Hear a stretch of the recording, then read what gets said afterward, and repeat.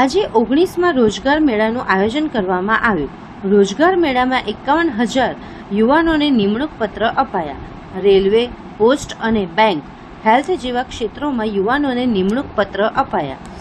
વડાપ્રધાન મોદી વર્ચ્યુઅલ કાર્યક્રમમાં જોડાયા। આજે દેશના 47 સ્થળોએ રોજગાર મેળાનું આયોજન। કેન્દ્રીય જળશક્તિ મંત્રી CR પાટીલ ખાસ ઉપસ્થિત રહ્યા। વડોદરામાં લાભાર્થીઓને નિમણૂક પત્રો વિતરણ કરાયા। આજે સરકારી નોકરી માટે યુવાનોમાં ખુશીનો માહોલ। રોજગાર અભિયાનથી હજારો પરિવારોને મળ્યો સહારો। श्री नरेंद्र मोदी जी के रोजगार सृजन को प्राथमिकता देने की प्रतिबद्धता के अनुसार आज देश भर में 19वें रोजगार मेले का आयोजन किया जा रहा है। वडोदरा में आयोजित समारोह के इस महत्वपूर्ण एवं गरिमामय अवसर पर यहाँ उपस्थित भारत सरकार के माननीय केंद्रीय जल शक्ति मंत्री श्री CR पाटिल सर, माननीय विधायक सयाजीगंज श्री केयूर नारायण दास रोकड़िया जी, यहाँ पर उपस्थित विभिन्न नेतागण, विभिन्न विभागों के अधिकारीगण, मीडिया के प्रतिनिधिगण तथा रेलवे सहित अन्य विभागों के चयनित सभी अभ्यर्थियों का मैं हार्दिक स्वागत एवं अभिनंदन करता हूं। भर्ती प्रक्रिया को पहले से अधिक पारदर्शी, सरल और टेक्नोलॉजी एनेबल्ड बनाया गया है। अब दूरदराज क्षेत्रों में युवा भी ऑनलाइन एवं सरल प्रक्रियाओं के माध्यम से सरकारी सेवाओं के अवसर प्राप्त कर रहे हैं। पिछले 18 रोजगार मेले के माध्यम से लगभग 12 लाख नियुक्ति पत्र वितरित किए जा चुके हैं। यह सरकार की प्रतिबद्धता का प्रमाण है। आज नियुक्ति पाने वाले सभी युवाओं को यह समझना चाहिए कि यह केवल नौकरी नहीं बल्कि देश सेवा का भी अवसर है। भारत आज अमृत काल में प्रवेश कर चुका है और इस कालखंड में युवाओं की भूमिका सबसे महत्वपूर्ण है। प्रधानमंत्री जी का विजन है कि देश का युवा जॉब सीकर नहीं बल्कि नेशन बिल्डर बने। रेलवे, स्वास्थ्य, गृह मंत्रालय, वित्तीय सेवाएं, शिक्षा तथा अन्य विभागों में युवाओं की नियुक्ति देश की प्रशासनिक क्षमता को और मजबूत करेगी। जल शक्ति मंत्रालय में भी युवा अधिकारी और कर्मचारी देश के जल सुरक्षा अभियान, जल संरक्षण, हर घर जल एवं विकसित भारत के संकल्प को आगे बढ़ाने में महत्वपूर्ण भूमिका निभा रहा है। माननीय प्रधानमंत्री श्री नरेंद्र मोदी साहब ने 6 सितंबर 2024 को एक वर्चुअल मीटिंग में सूरत में कहा था कि जल संचय जन भागीदारी से जन आंदोलन में परिवर्तित करना चाहिए और कर्मभूमि से मातृभूमि के लिए जल में सहाय करनी चाहिए। और इसका परिणाम यह है कि हमने 31 मई 2026 तक का टारगेट रखा था 1 करोड़ स्ट्रक्चर बनाने का।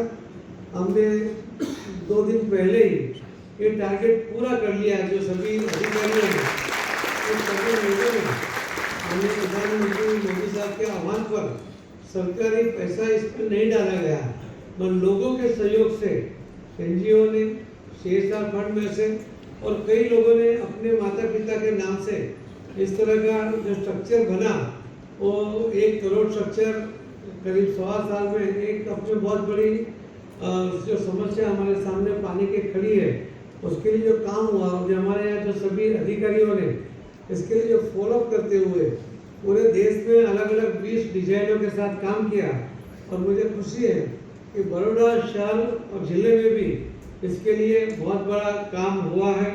यहाँ पर हमारे रोकड़िया जी है, उन्होंने भी अपने क्षेत्र में, हमारे जो जयप्रकाश जी है अध्यक्ष जी, उन्होंने पूरे शहर में, और जो विजय शाह है उन्होंने तो जहाँ भी कोई बनाना चाहता है उसको आधा पैसा अपनी ओर से लगा कर भी कोई स्ट्रक्चर बना रहे हैं। जो पानी की आवश्यकता, तो कहते हैं कि जल है तो कल है।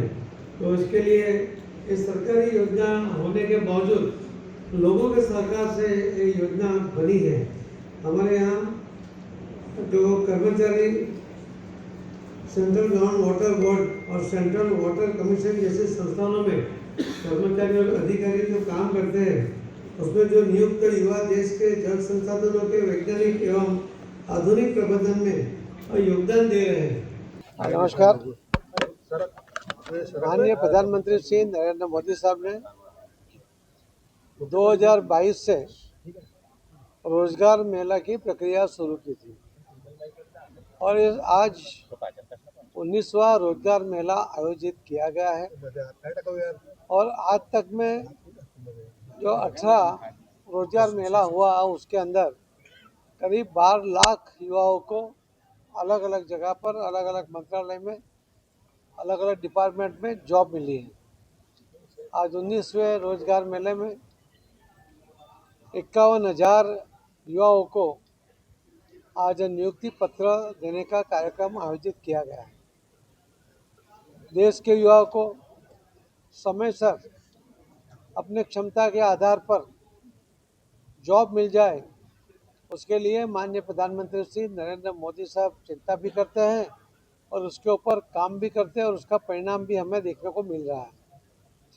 पहले भी माननीय प्रधानमंत्री मोदी साहब ने युवाओं को स्टार्टअप के लिए प्रोत्साहित किया था। युवा जॉब ढूंढे उसके बजाय वो स्टार्टअप में कुछ नया करे और कई लोगों को अपने साथ जॉब में जोड़े। इस प्रकार की प्रक्रिया में भी करीब आज ही माननीय प्रधानमंत्री मोदी साहब ने बताया कि 2,40,000 जितने स्टार्टअप जो रजिस्टर हुए हैं और उसके अंदर कई लोग उनके साथ काम कर रहे हैं, उनको जॉब भी वहाँ पर मिला है। इसी तरह सरकार में भी उन्हें जॉब मिले, पारदर्शिता के साथ मिले, इंटरव्यू में वो पास हो, किसी का भी कोई दबाव ना बन पाए, किसी की भी सिफारिश की आवश्यकता ना हो। कोई भी व्यक्ति, कोई भी युवा अपनी क्षमता के आधार पर जब वो इंटरव्यू देगा तो उसे मन में विश्वास है कि यहाँ पर कोई गड़बड़ी की आशंका नहीं है और उसके विश्वास के साथ अब जब वो इंटरव्यू देता है तो उसका आत्मविश्वास भी बढ़ता है। आज के युवाओं का आत्मविश्वास बढ़ाना, उन्हें समय पर अपनी क्षमता के आधार पर काम दिलाना, ये बहुत ही आवश्यक है और ये माननीय प्रधानमंत्री मोदी साहब ने ये करके दिखाया है।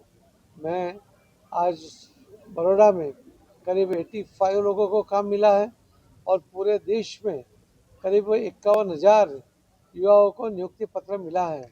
मैं सभी युवाओं को जिन्होंने नियुक्ति पत्र मिला है उनको, उनके फैमिली को और सबको बहुत बहुत अभिनंदन करता हूं और बहुत बहुत धन्यवाद देता हूं।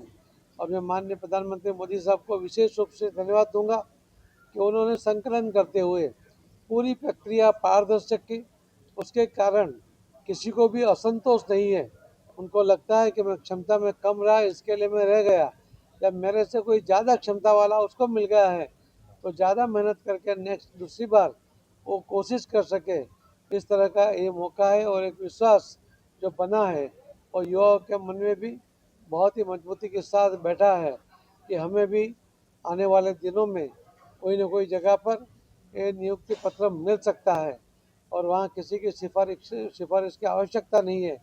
ये बात भी वो समझे हैं और आज तक की जो कार्यवाही चल रही थी सालों से, उसके अंदर जो बदलाव आया है उसके कारण युवा भी संतुष्ट है, उनके परिवार भी संतुष्ट है।